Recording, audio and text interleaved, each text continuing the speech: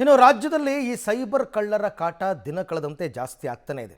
ಅನೇಕರು ಗೊತ್ತಿದ್ದೋ ಗೊತ್ತಿಲ್ಲದೇನೋ ಕಿರಾತಕರ ಬಲೆಗೆ ಬಿದ್ದು ಸಂಕಷ್ಟಕ್ಕೆ ಸಿಲುಕ್ತಾ ಇರೋದು ಕೂಡ ಗೊತ್ತಿರತಕ್ಕಂಥ ವಿಚಾರ. ಈ ಮಧ್ಯೆ ಮತ್ತೊಂದು ರೀತಿಯಲ್ಲಿ ವಂಚನೆ ಕೂಡ ಆರಂಭ ಆಗಿದೆ. ಈ ಬಾರಿ ಅಂತಾರಾಜ್ಯ ಪ್ರವಾಸಿಗರನ್ನ ಟಾರ್ಗೆಟ್ ಮಾಡಿ ಹೊಂಚು ಹಾಕ್ತಾ ಇರೋದು ಈಗ ಬೆಳಕಿಗೆ ಬಂದಿದೆ. ಏನಿದು ಹೊಸ ಕತೆ ಅಂತ ನೋಡೋಣ ಬನ್ನಿ. ವಂಚಿಸಲು ಆಕ್ಟಿವ್ ಆಗಿದೆ ಸೈಬರ್ ಕಿರಾತಕರ ಟೀಮ್. ಹೊರ ರಾಜ್ಯಗಳಿಗೆ ಪ್ರಯಾಣ ಮಾಡೋರೆ ಟಾರ್ಗೆಟ್. ಸಿಂಪೋರ್ಟ್ ಮೆಸೇಜ್ ಹೆಸರಲ್ಲಿ ವಂಚನೆಗೆ ಸ್ಕೆಚ್. ಪೊಲೀಸರು ಅದೆಷ್ಟೇ ಆಕ್ಟಿವ್ ಆಗಿ ಹದ್ದಿನ ಕಣ್ಣಿಟ್ಟಿದ್ರು, ಸೈಬರ್ ಖದೀಮರ ಹಾವಳಿಗೆ ಬ್ರೇಕ್ ಹಾಕೋಕೆ ಆಗ್ತಿಲ್ಲ. ಕೇವಲ ನಮ್ಮ ರಾಜ್ಯ ಅಂತಲ್ಲ, ದೇಶದ ಬಹುತೇಕ ಕಡೆ ಇದೇ ಪರಿಸ್ಥಿತಿ. ಎಲ್ಲೋ ಕಾಣದ ಜಾಗದಲ್ಲಿ ಕುಳಿತು ಟೆಕ್ನಾಲಜಿ ಬಳಕೆ ಮಾಡಿ ಬೆರಳ ತುದಿಯಲ್ಲೇ ಜನರನ್ನ ಬೆಚ್ಚಿ ಬೀಳುವಂತೆ ಮಾಡ್ತಿದ್ದಾರೆ. ಅದರಲ್ಲೂ ನಿತ್ಯ ಒಂದಲ್ಲ ಒಂದು ದೈನಂದಿನ ಅಗತ್ಯ ವಿಚಾರಗಳ ನಡುವೆ ತಮ್ಮ ಕೈಚಳಕ ತೋರಿ ಯಾಮಾರಿಸುತ್ತಿದ್ದಾರೆ. ಈ ನಡುವೆ ಅಂತಹದ್ದೇ ಮತ್ತೊಂದು ಖತರ್ನಾಕ್ ಪ್ಲಾನು ಪತ್ತೆಯಾಗಿದ್ದು, ಈ ಬಾರಿ ಅಂತಾರಾಜ್ಯ ಪ್ರವಾಸಿಗರನ್ನ ಟಾರ್ಗೆಟ್ ಮಾಡಿ ಸ್ಕೆಚ್ ಹಾಕ್ತಿರೋದು ಪತ್ತೆಯಾಗಿದೆ. ಹೌದು, ಅಂತಾರಾಜ್ಯ ಪ್ರಯಾಣ ಮಾಡುವವರು ತಮ್ಮ ರಾಜ್ಯದಿಂದ ಬೇರೆ ರಾಜ್ಯ ಗಡಿ ತಲುಪುತ್ತಿದ್ದಂತೆ ಆಯಾ ರಾಜ್ಯದ ಮೊಬೈಲ್ ನೆಟ್ವರ್ಕ್ಗಳು ಆಕ್ಟಿವ್ ಆಗುತ್ತೆ. ಜೊತೆಗೆ ಆ ಬಗ್ಗೆ ನಮ್ಮ ಮೊಬೈಲ್ಗಳಿಗೆ ಸಂದೇಶ ಕೂಡ ಬರುತ್ತೆ. ಇದನ್ನೇ ಈಗ ಸೈಬರ್ ಕಳ್ಳರು ಬಂಡವಾಳವಾಗಿಸಿಕೊಂಡಿರೋದು.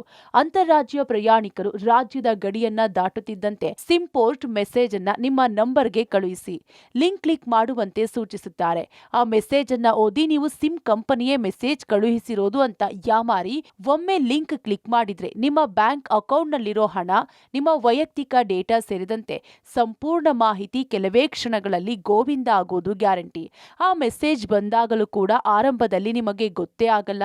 ಕಾರಣ, ನಿಮಗೆ ಅನುಮಾನವೇ ಬಾರದ ಹಾಗೆ ವಂಚಕರು ಥೇಟ್ ಸಿಮ್ ಕಂಪನಿಯವರ ಹಾಗೆ ಮೆಸೇಜ್ ಕಳುಹಿಸಿ ನಿಮ್ಮನ್ನ ಹಳ್ಳಕ್ಕೆ ಬೀಳಿಸುತ್ತಾರೆ. ಇದನ್ನ ಸ್ವಂತ ಅನುಭವ ಮಾಡಿದ ಸೈಬರ್ ತಜ್ಞರೇ ಈ ಕಿರಾತಕರ ಕೃತ್ಯದ ಬಗ್ಗೆ ಎಳೆ ಎಳೆಯಾಗಿ ಬಿಚ್ಚಿಟ್ಟಿದ್ದಾರೆ. ನಾವು ಯಾವಾಗ ಟ್ರಾವೆಲ್ ಮಾಡ್ತಾ ಇದೀವಿ, ಒಂದು ರಾಜ್ಯದಿಂದ ಇನ್ನೊಂದು ರಾಜ್ಯಕ್ಕೆ ಟ್ರೈನ್ ಅಲ್ಲಿ, ಫ್ಲೈಟ್ ಅಲ್ಲಿ, ಬಸ್ ಅಲ್ಲಿ, ಕಾರಲ್ಲಿ ಹೆಂಗ್ ಬೇಕಾದ್ರೂ ಹೋಗ್ತಾ ಇದೀವಿ. ಆದ್ರೆ ಅಲ್ಲಿ ಹೋಗಿದ ತಕ್ಷಣ ನಮ್ಗೊಂದು ಮೆಸೇಜ್ ಬರುತ್ತೆ, welcome to Tamil Nadu, welcome to Maharashtra. ಆದ್ರೆ ಈಗ ಹೊಸದಾಗಿ ನಾವು ನೋಡ್ತಾ ಇರುವಂತಹ ಸೈಬರ್ ಅಪರಾಧ ಏನು ಅಂತಂದ್ರೆ, ನೀವು ಇನ್ನೊಂದು ರಾಜ್ಯಕ್ಕೆ ಕಾಲಿಟ್ಟಿದ್ದ ತಕ್ಷಣ ಒಂದು ಸಿಮ್ ಏನಿದೆ ಅದಕ್ಕೆ ಒಂದು SMS ಬರುತ್ತೆ. ಏನು ಅಂದ್ರೆ, ನಮ್ಮ ನಂಬರ್ ಏನಿದೆ ಅದು ಇನ್ನೊಂದು ಫ್ಯಾನ್ಸಿ ನಂಬರ್ಗೆ ಪೋರ್ಟ್ ಆಗಿದೆ, ಇನ್ನೊಂದು ಸೇವೆಯನ್ನ ಕೊಡುವಂತಹ ಅಂದ್ರೆ ISP ಪ್ರೊವೈಡರ್ ಅಂತ ಏನ್ ಕರಿತೀವಿ, ಪೋರ್ಟಿಂಗ್ ಸೇವೆ ಏನು ನೀವು ತಗೊಂಡಿದ್ದೀರಾ ಅದು ಎಲ್ಲಿದೆ ಅಂದ್ರೆ ಸ್ಟಾಟಸ್ ಏನಿದೆ ಅಂತ ಚೆಕ್ ಮಾಡ್ಬೇಕಂದ್ರೆ ಈ ಲಿಂಕ್ ಅನ್ನ ಕ್ಲಿಕ್ ಮಾಡಿ ಅಂತ ಬರುತ್ತೆ. ಇನ್ನು ಈ ಕೃತ್ಯಗಳು ಹೆಚ್ಚು ಪತ್ತೆಯಾಗಿರೋದು ಉತ್ತರ ಭಾರತದ ರಾಜ್ಯಗಳಲ್ಲೇ.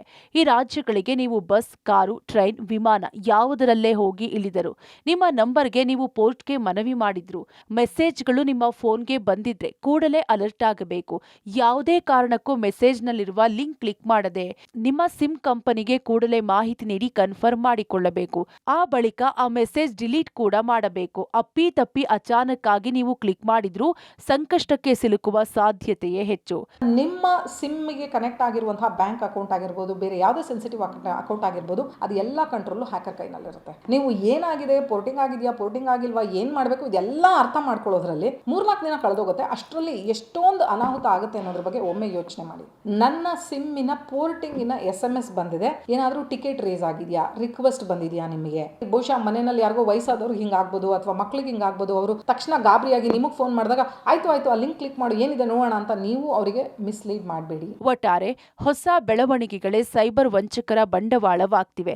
ನೀವೇ ನಿಮ್ಮ ಎಚ್ಚರಿಕೆಯನ್ನ ವಹಿಸದಿದ್ದರೆ ಸಂಕಷ್ಟಕ್ಕೆ ಸಿಲುಕಿಸಬಹುದು. Be careful. Raghu, public TV, Bengaluru.